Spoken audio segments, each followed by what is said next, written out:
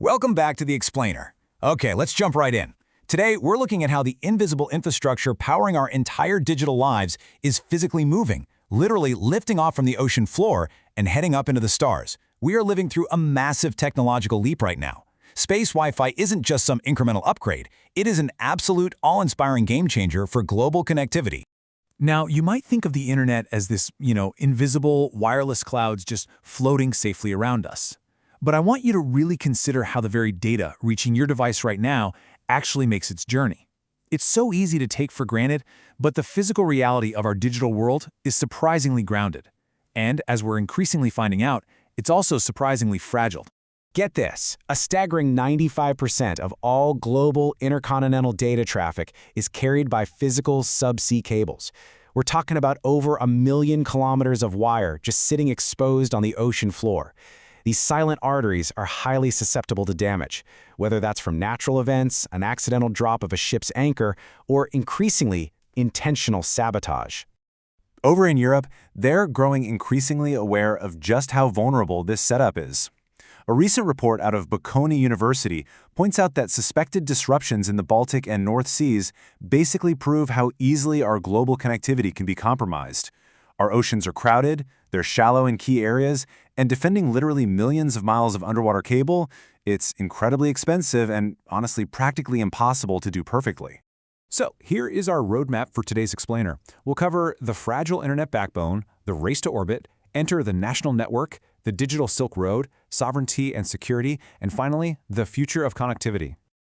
Okay, starting with Section 1, the fragile internet backbone, and the hidden vulnerabilities at the bottom of the ocean. Moving right along to Section 2, the race to orbit, and the search for a much more resilient solution. By moving our infrastructure up into low Earth orbit, or LEO, we completely bypass those physical choke points on the ocean floor. And guys, this technology is truly incredible. By orbiting just 160 to 2,000 kilometers above us, LEO satellites offer lightning-fast, highly resilient global coverage. They are miraculously beaming the internet to the absolute most remote corners of the globe. Now, while US companies, particularly SpaceX with Starlink, currently dominate this new frontier, a major shift is happening. Other superpowers are aggressively racing to launch their own networks.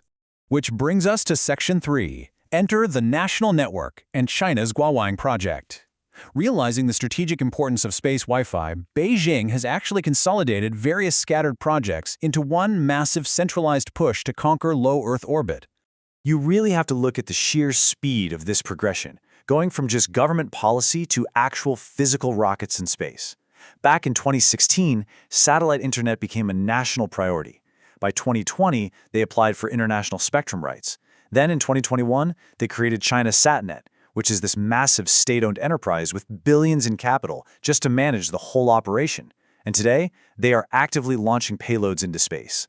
Breaking down the tech for a second, this mega constellation relies on two different tiers working together. The lower tier sits at around 500 kilometers to deliver incredibly fast, low-latency speeds. Then, the higher tier, sitting at over 1,100 kilometers, casts a much wider net for broad, stable, global coverage. When you combine them, we are looking at a planned network of nearly 13,000 satellites. 13,000! And they're already making incredible headway.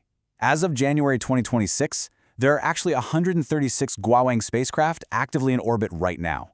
They've been launching them using Long March rockets. In fact, a Chinese fisherman even recently pulled a launch fairing out of the ocean. Pretty cool souvenir, right?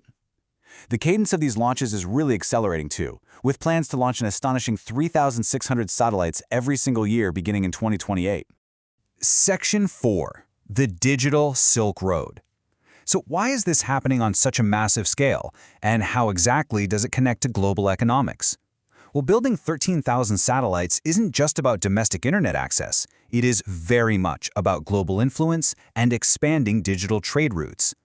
Guowang acts as the ultimate extension of the digital Silk Road. Space Wi-Fi is, without a doubt, a miraculous tool for bringing the unconnected parts of the world online.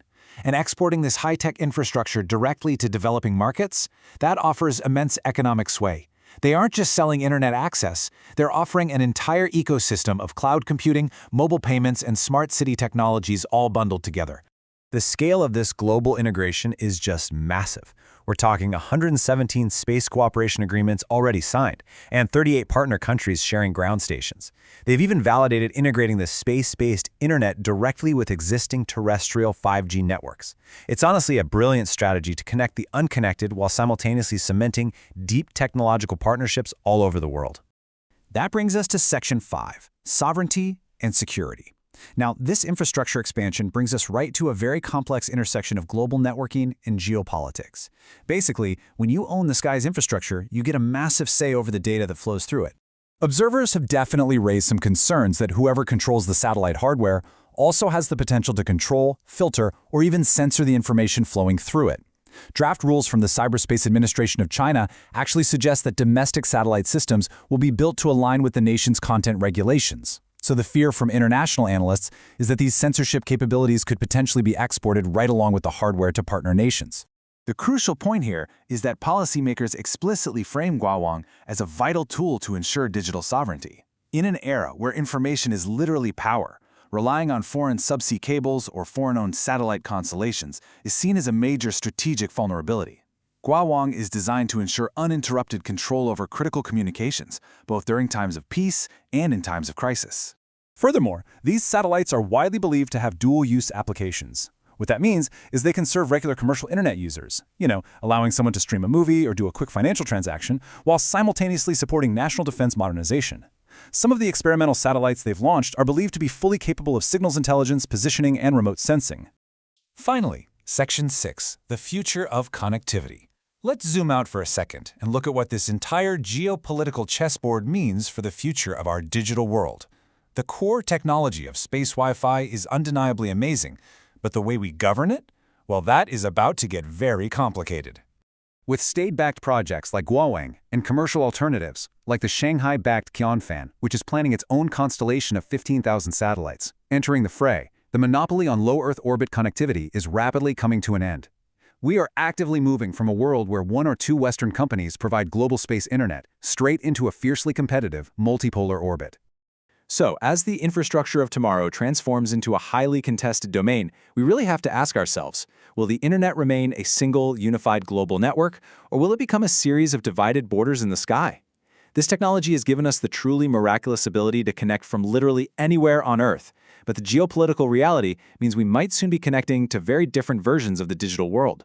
Thanks for walking through this explainer with me, and I hope it leaves you thinking about exactly where your data is coming from the very next time you log on.